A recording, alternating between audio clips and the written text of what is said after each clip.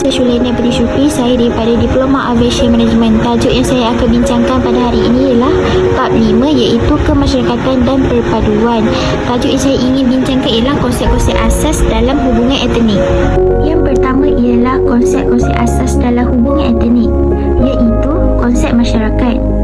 Konsep masyarakat ialah kumpulan manusia yang hidup bersama di sesuatu tempat dengan aturan dan cara tertentu. Individu, keluarga dan kumpulan-kumpulan kecil merupakan anggota sesebuah masyarakat. Jaringan erat wujud dalam anggota tersebut, khususnya melalui hubungan bersemuka. Yang seterusnya ialah etnik.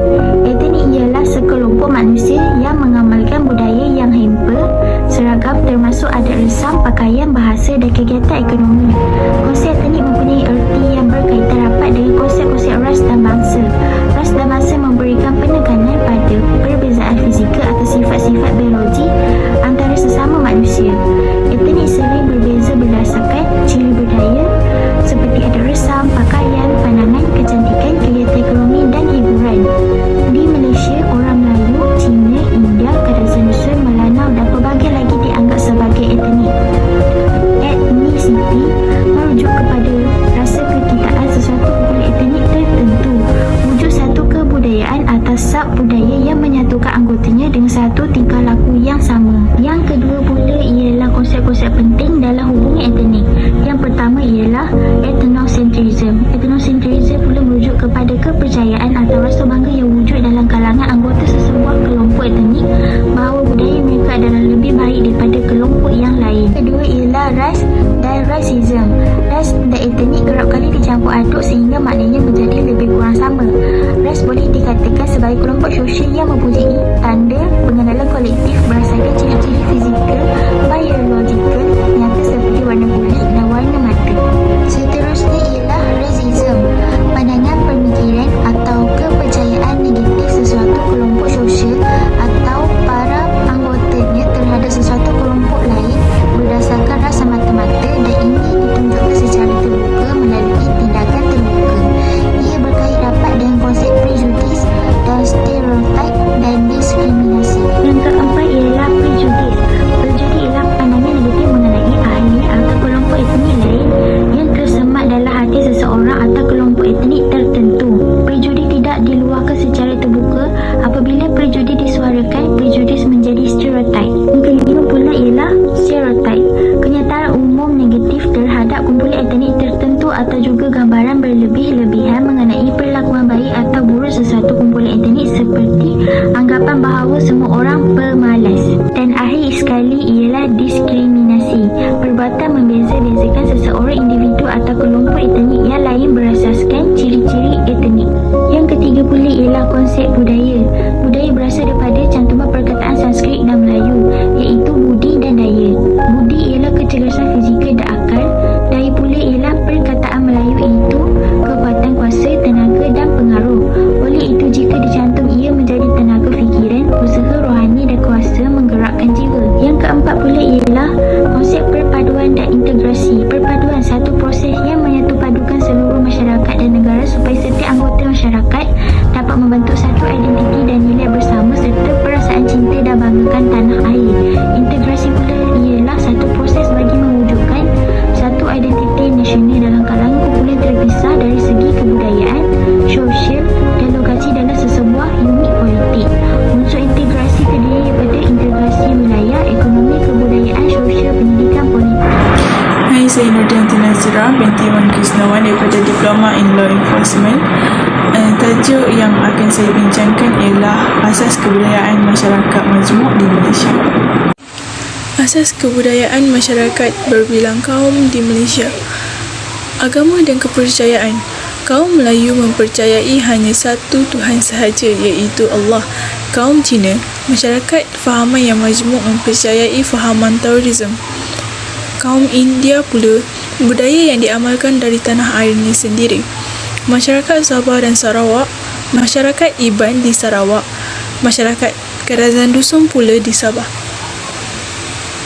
Kebudayaan dan adat resam kaum Melayu. Perayaan keagamaan. Aidilfitri, Hari Raya Aidilfitri yang disambut setahun hanya sekali, ianya mengikut kalendar Islam pada bulan Syawal. Kemudian, Aidil Adha. Hari Raya Aidil Adha juga dikenal sebagai Hari Korban. Awal Muharram, hari pertama dalam tahun Islam, tahun Hijrah, laku hari pertama dalam bulan Muharram. Adab perkahwinan, iaitu merisik. Proses bertanya oleh keluarga lelaki terhadap pihak wanita sekaligus berjanji. Meminang pula persetujuan antara pihak wanita dan lelaki untuk melangsungkan akad nikah. Kaum Cina. Pertama, kalender orang Cina.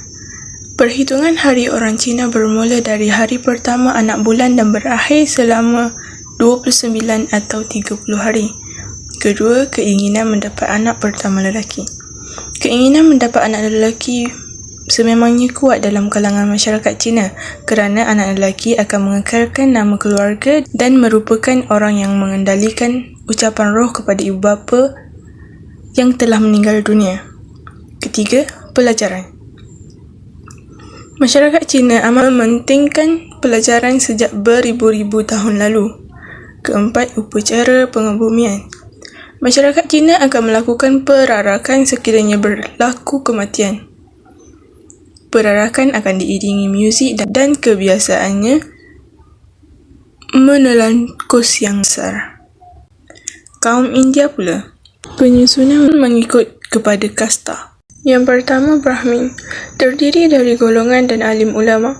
Golongan ini dikatakan menyemai taraf kepada pencipta. Kedua, Kshatriya, terdiri daripada golongan pahlawan dan dianggap menyemai taraf tangan pencipta. Ketiga, Vaishya, terdiri daripada rakyat biasa yang kebanyakannya bekerja sebagai pedagang atau petukan dan tarafnya disamakan dengan Maha Penciptanya. Keempat, Sudra, terdiri daripada golongan hamba abdi yang kedudukannya disamakan dengan laki penciptanya. Terdapat beberapa perayaan keagamaan bagi kaum India, iaitu Deepavali. Perayaan ini juga dikenali sebagai perayaan pesta lampu. Diraikan dalam bulan Kartigai dalam kalender agama Hindu.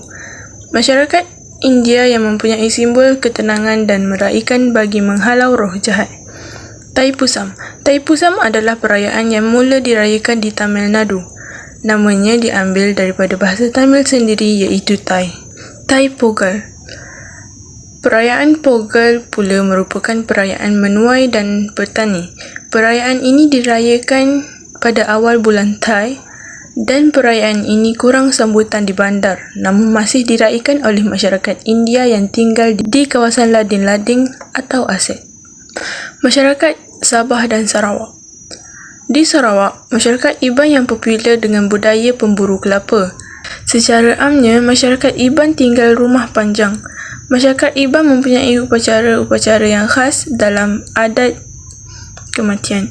Masyarakat Iban juga hebat dalam penghasilan kraft tangan yang bermutu tinggi. Hai, nama saya Izzatul Aisyah binti Zulfaqar.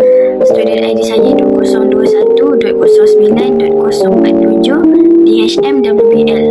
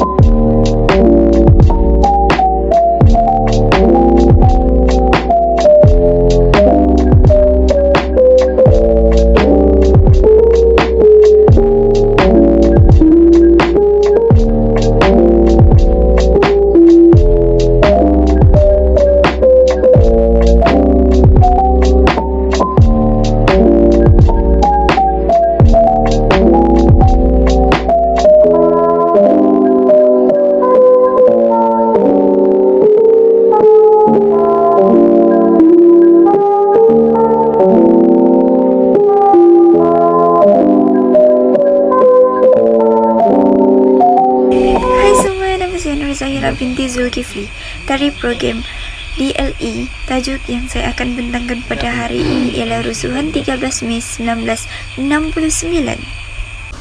Peristiwa pahit 13 Mei 1969 bukan sahaja dicatat sebagai sejarah pertelingkahan kaum yang menggariskan sepadan-sepadan yang harus diteliti dan dipelihara. Peristiwa ini turut mencetuskan satu detik hitam dalam lipatan sejarah negara kerana pertelingkahan kaum yang berlaku telah mengakibatkan negara kehilangan banyak nyawa dan kerugian harta benda. Para pemimpin terdahulu cuba untuk memadamkan sejarah tersebut agar generasi akan datang tidak pernah tahu apa yang berlaku pada 13 Mei 1969 di Kuala Lumpur. Tetapi masyarakat hari ini lupa bahawa kita boleh melupakan sejarah, tetapi sejarah tidak pernah melupakan kita. Hari ini, kita seakan mengabaikan hubungan antara kaum dan setiap kaum. Pula saling tuduh-menuduh, fitnah-memfitnah, malah sudah wujud riak-riak perbalahan melibatkan kaum. Cuma riak itu belum menjadi gelombang. Mungkin sudah tiba masanya kita menyambut setiap kali 13 Mei dengan satu acara yang membolehkan seluruh rakyat negara ini mengingatinya dengan harapan mereka tidak melakukan perkara-perkara yang boleh berulangnya peristiwa hitam itu. 13 Mei merupakan satu pengalaman dan pengajaran yang tidak dapat kita semua lupakan buat selama-lamanya. Kita seharusnya bangga dengan apa yang telah kita capai dengan semangat perpaduan dan keharmonian serta kerjasama dan rasa muhibah. Maka kita telah mengatasi segala kesulitan untuk mencapai kemajuan dan kemakmuran yang tidak ada tolak bandingnya. Oleh itu, amatlah mustahak bagi kita semua untuk cuba sedaya upaya hidup bersama-sama dan cuba memahami antara satu sama lain dengan semangat bersefahaman, hormat menghormati agar kita terus memelihara keharmonian dan keamanan negara. Sekian, terima kasih. Assalamualaikum warahmatullahi wabarakatuh. Nama saya Nur Zahira binti Zulkifli dari program ICC. Tajuk yang saya akan bentangkan pada hari ini ialah kemasyarakatan dan perpaduan. Kesimpulan yang saya dapati dari bab 5 kemasyarakatan dan perpaduan. Pembangunan negara bertujuan untuk mencapai kesejahteraan rakyat supaya semua rakyat tanpa mengira kaum dapat menikmati kehidupan yang sempurna. Dengan demikian, dasar-dasar pembangunan dibentuk untuk mewujudkan satu masyarakat yang bersatu padu. Usaha pembangunan ekonomi adalah bertujuan untuk mengurangkan lagi jurang perbezaan antara kaum, wilayah dan negeri agar integrasi nasional dapat dicapai. Perpaduan kaum merupakan elemen yang penting dan harus diberi perhatian kerana pemupukan hubungan etnik antara masyarakat adalah amat penting bagi negara kita yang bermasyarakat majmuk serta menjamin kestabilan ekonomi dan politik negara. Hubungan kaum yang harmoni adalah kunci kepada kemajuan dan kestabilan negara. Bagi mencapai kemajuan, negara memerlukan rakyat yang dedikasi dan komited untuk melaksanakan tugas dan tanggungjawab masing-masing. Sekian, terima kasih.